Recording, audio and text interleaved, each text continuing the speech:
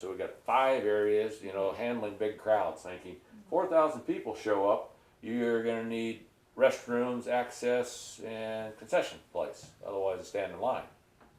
That savings was huge for us, and we say to our taxpayers when we're going to have a grand opening on May 26th, and I'm getting already thought processes that I'm going to be able to tell our patrons so they can be proud about everything from energy savings to that savings. The field out here, which is the artificial field, artificial turf, was bid as an ad alternate, but we probably wouldn't have done that had it came in the cost that these guys estimated it should have been, 468,000. It came in 268. So at 268 for artificial turf, which was huge, we did the payback and said, what would it cost to have that in grass, with mowing, with seeding, with everything you do, changing water all the time? 7 years. Payback 7 years. After 7 years, we are up to the advantage. So you weigh that out. I said to the board, why would we not do it? Even though we have patrons that say, I object that you put in, grass, artificial grass out here at our expense.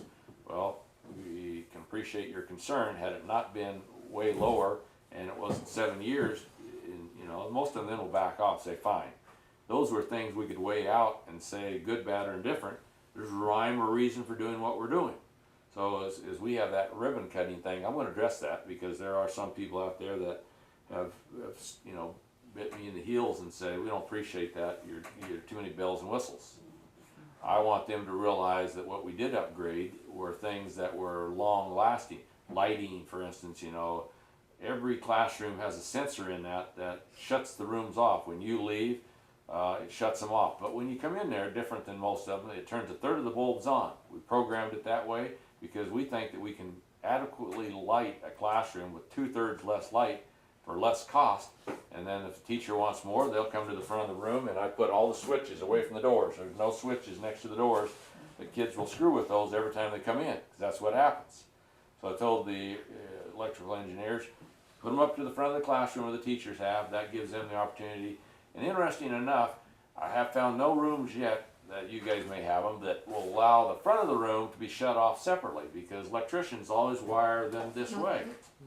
So we told our electrical engineers, wire them this way. That's why. Because I said, I want to shut the teacher to give me feedback that I want to switch here, shut the front off because every classroom has an LCD that our TVs run through up here, and they want to shut the front off and leave the rest of it on for kids to take notes.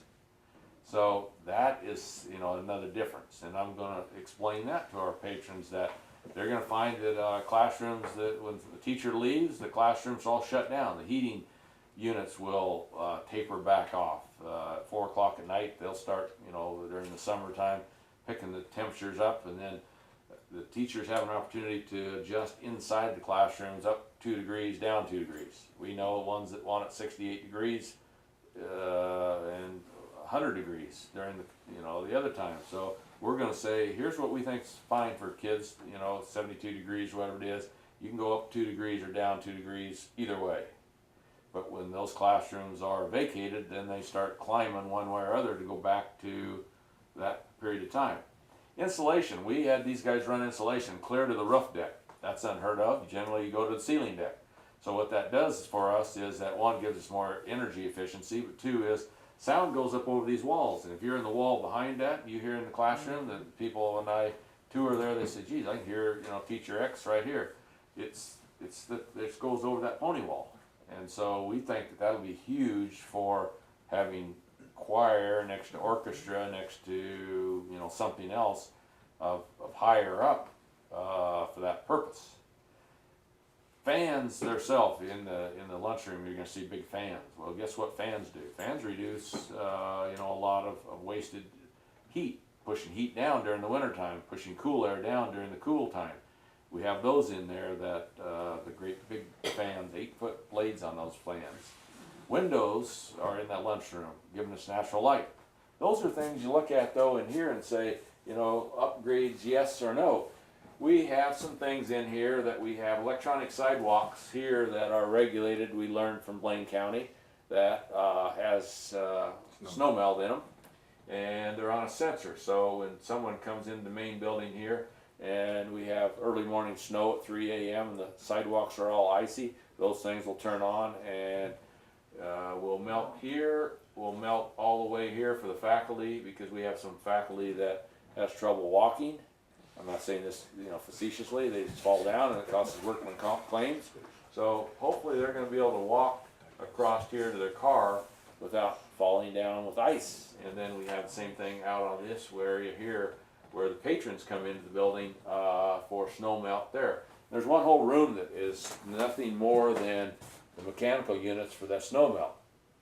Our technology people look at this and they say, how do we, and some of your questions is, how do you pose this for future technology? We pose this for tomorrow's technology, which, as you guys do, it's outdated tomorrow, but you think out ahead of the steam and say, what kind of things work? Well, we have everything for Wi-Fi throughout the entire building, but we have hardwiring as well. So if one goes haywire, we can resort back. We have the generators on our building, which is unheard of, because when power goes off frequently, the technology people scramble, coming back to reset their servers and doing this. So we have our own complete generator system here that is up on the roof that will run all of our electronic equipment, our offices, our phones, our technology equipment, and power them up. And it's on natural gas. As long as the natural gas doesn't get cut off, we'll run until time, to keep technology up and keep the building safe, because our other building that burnt down, that unit burned up, and what happened is it burned up everything around. That was the hub for our district office and everything else, so we lost the entire thing in one room.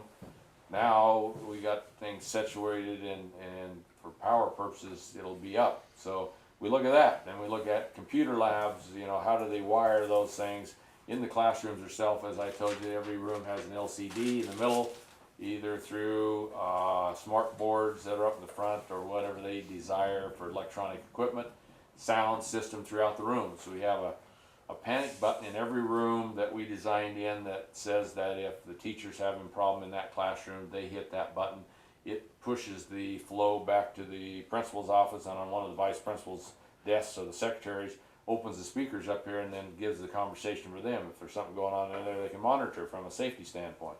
We think that's something else, technologically, that will help us, and safety-wise, for security. That's wired into them as well. And then there's TV station in there. I was telling Andy that being a person going into broadcasting with his degree, we designed in there for our drama people a studio that is wired and equipped. You'll see it just like on television for the kids to do their own production, and it runs through big screen TVs, which we have spread throughout the building, and they can do all their announcements and anything else right out of that studio into the school and push that around through the classrooms or through those big screen TVs and do live broadcast. If they have a guest speaker they want, they can bring them in there and pipe it through every classroom. During the athletic events, they have the capability of the people in the lunchroom watching the scoreboards, player, number, foul, live there, but not live action, into that lunchroom on the 5 big screen TVs that are there. So then we went the extra route and said, okay, how do you sell those sort of things to the public? We made the premise that we would take donations, even though we didn't need those, but we get donations for the items that are questionable in some people's mind, big screen TVs.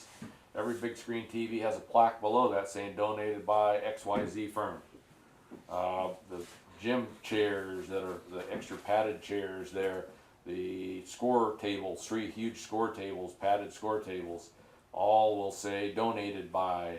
Out on the scoreboards, we have 2 scoreboards for football. Well, that may be a frill, but the second scoreboard was done for the concession area and the booster people, and on it it'll say donated by XYZ firms and 3 nice signs. That was something we tried to do consistently throughout the building.